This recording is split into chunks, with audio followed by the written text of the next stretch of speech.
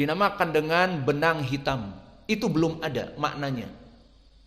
Dan horizontal dari ufuk timur masuknya fajar yang kedua dinamakan dengan benang putih. Belum ada maknanya di Arab al-fajr biqiyas al-khaytul abyad minal khaytil aswad, belum ada. Kemudian pendalilannya kita katakan belum ada. Semua sahabat memahami zahir bahwa benang putih dan benang hitam. Tidak ada yang berpikir beristimbat dari ayat ini sebelum turunnya minal fajri adalah ufuk timur dari fajar. Benang putih naiknya fajar dari kegelapan malam. Maka di sini menunjukkan bahwa Al-Quran diturunkan dengan bahasa Arab. Namun maknanya bisa jadi bukan dari bahasa mereka. Kecuali setelah dijelaskan oleh Al-Quran, ayat yang lain ataupun sunnah, barulah menjadi bahasa baru bagi mereka. Jadi istilah bagaikan makna yang baru. Maka sebelum turun minal fajri, tidak ada di Arab yang namanya istilah ufuk timur bagaikan benang putih dan benang hitam. Tidak ada. Sehingga mereka melaksanakan zahir tanpa memahami apa kiasan di sini. Kemudian setelah turun minal fajri, barulah mereka memahami bahwa yang diinginkan benang putih di atas benang hitam adalah fajr, yang horizontal putih di cakrawala dari kegelapan malam yang hitam. Maka di sini diterangkan makna benang putih dan benang merah dengan al-fajr seperti turunnya ayat Al-Quran. Nah, oleh sebab itu berkata Imam Ibnu Khuzaimah di saat mengeluarkan hadis ini, maka bab dzikrul bayan anallaha jalla wa ala arada biqaulihi hatta yatabayyana lakum al-khaytul abyadu minal khaytil aswadi minal fajri bayan bayadun nahar minal lail fawaqa'a isman li khayt ala bayadin nahar wa ala sawadil lail wa hada minal jinsil ladzi kuntu a'lamu annal araba la takun ta'rifuha fi ma'aniha atau fi ma'naha wa anna Allah jalla wa ala innama anzalal kitab bilogatihim la bima'anihim fal khayt lugatuhum wa iqa hadal ism ala bayadin nahar wa sawadul lail lam yakun min ma'anihim allati yafhamunaha hatta a'lamahumu sallallahu alaihi wa ala alihi wasallam. Maka ini ucapan Imam Ibnu Khuzaimah. Kitab Imam Ibnu Khuzaimah di dalam sahihnya, permasalahan sahih Imam Ibnu Khuzaimah tidak disyaratkan sahih. Ada hadis-hadis yang dhaif, maka butuh diperiksa selain dari Al-Bukhari dan Muslim. Maka namanya saja sahih tetapi tidak disyaratkan sahih. Namun keutamaan kitab ini, dia seorang muhaddis dan faqih, beristimbat di dalam bab-babnya. Maka banyak bermain-main di dalam bab. Makna bermain-main di sini bukan main-main yang buruk, tetapi dia menguasai faqih dari hadis-hadis yang dia masukkan ke dalam kitabnya, sehingga dia berijtihad dan memberikan faidah dari babul hadis yang tidak diberikan ulama lainnya. Seperti Imam Al-Bukhari mengeluarkan di sahihnya, tidak membahas sampai seperti ini, dalam seperti ini.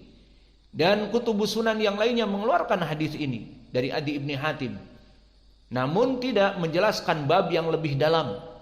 Maka Imam Ibnu Khuzaimah menyebutkan bab sangat dalam.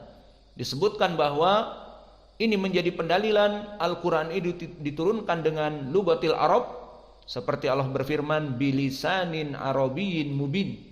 Al-Quran diturunkan dengan bahasa Arab yang fasih. Inna anzalnahu Qur'anan Arabiyan di awal surat Yusuf, bahwa kami menurunkan Al-Quran dengan bahasa Arab. Namun apakah lugahnya dengan bahasa Arab dan maknanya makna bahasa Arab, tidak.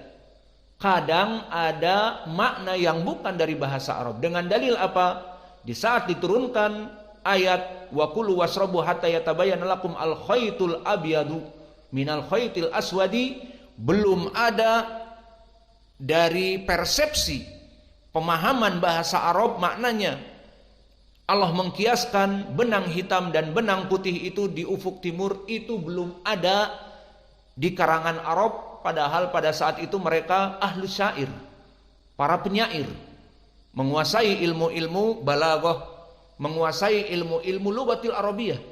Allah turunkan Al-Quran dengan lughah mereka, namun Allah turunkan makna yang baru, bukan makna yang ada dari pemahaman balaghah mereka.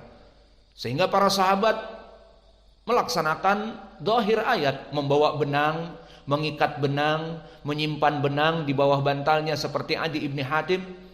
Kemudian setelah turun minal fajr, barulah menjadi tambahan ilmu di kamus mereka, bahwa makna kiasan benang putih di atas benang merah adalah benang putih horizontal dari terbitnya fajar yang kedua, dari kegelapan malam benang hitam. Ini baru difahami oleh mereka. Maka istimbat Imam Ibnu Huzaimah di sini menunjukkan bahwa permasalahan Al-Quran diturunkan dengan lughatil arabiyah namun tidak dengan makna mereka. Maka oleh sebab itu, jika kita rujuk kepada kitab tafsir, ternyata para ulama membahas ma makna kada. Padahal di lughatil arabiyah sudah ada. Tetapi kenapa ditafsirkan oleh para sahabat maknanya ini dan itu?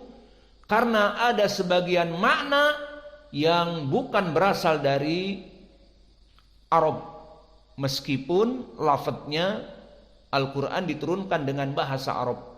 Maka oleh sebab itu butuh kepada tafsir dari makna. Seperti contoh kita ambil dari tafsir yang telah kita lewati, misalnya fi jidiha hablun min masad. Apa makna jid? Telah kita bahas ikhtilaf para ulama. Dan juga min masad. Apa min masad? Telah terjadi ikhtilaf dari para kalangan ulama ahlu tafsir. Lebih dari satu ucapan, 2 dan 3, menunjukkan bahwa ada beberapa makna yang oleh para sahabat tidak kembali kepada makna lughah, tetapi makna yang lain, dikembalikan kepada ucapan Nabi dan yang lainnya. Maka ini yang kita bahas di dalam hadis ini. Maka wajah pendalilan hadis ini apa? Di saat para sahabat tidak memahami makna al-khaytul abyad minal khaytil aswad dari fajar, maka mereka makan dan mereka masuk kepada waktu telah keluar dari waktu sahur. Dan poin pendalilannya, Nabi tidak mengatakan kepada mereka kalian telah batal puasanya. Terutama kepada Adi yang menanyakan, bahkan Nabi memberikan ucapan intermezzo seperti menghiburnya, inna wisadata kala arid, bahwa bantal kamu terlalu panjang sehingga masuk setelah fajar. Tidak ada riwayat memerintah kepada para sahabat kalian telah batal maka berbukalah dan qadha di hari yang lain selain Ramadan. Tidak ada lafaz seperti itu. Menunjukkan para sahabat tidak mengetahui hukumnya dan masuk kepada pembatal. Masuk pembatal apa tidak masuk? Karena makan setelah keluar waktu fajar.